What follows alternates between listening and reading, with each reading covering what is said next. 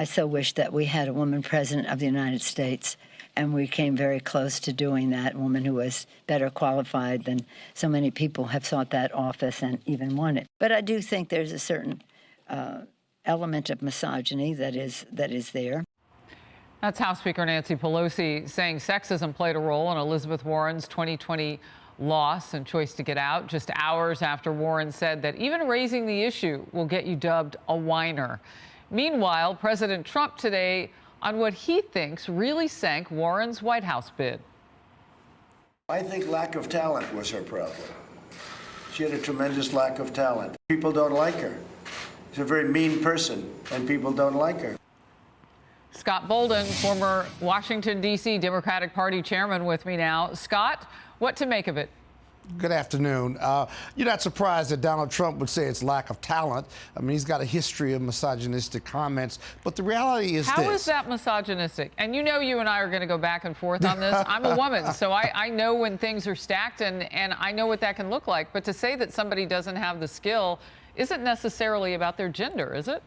Well, it may or may not be, at least for the speaker who's saying it was lack of talent, because no one other than Donald Trump could deny that Elizabeth Warren was a talented debater.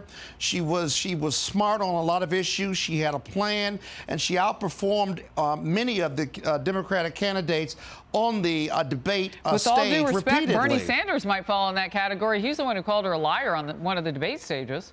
Well, I'm not sure that means he has a hate for women. It means that he believes she wasn't telling the truth, if you will. And I think that was kind of off the record after the debate. But the bottom line is this. Is there an element of sexism in regard to running for the president? I think so, because we've never had a president that's been a woman. But it's not, that doesn't define why we haven't had a female president. In the end, you got to get one more vote than the next guy. In the end, you have to have money. In the end, people have to like you and connect with you and vote for you. And whether it was Hillary Clinton or whether it's Elizabeth Warren, they had challenges that were gender neutral. And so the other thing is this, you got to get pretty lucky to become president of the United States. It's not easy for a man or a woman, let alone a person of color. And so that combination is the best explanation I can share with your viewers, because look at the state level, look at the federal level. We have female senators, we have female congressmen,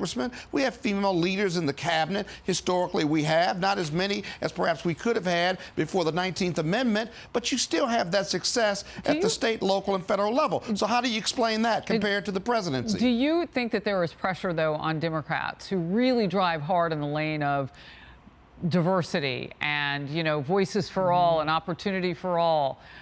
Do you think that there is pressure that is warranted on Democrats? Pressure to elect a woman to be president? Not just elect, but for that person to be viable across the board. I think the pressure is on all of us to be viable across the board if you're a woman candidate.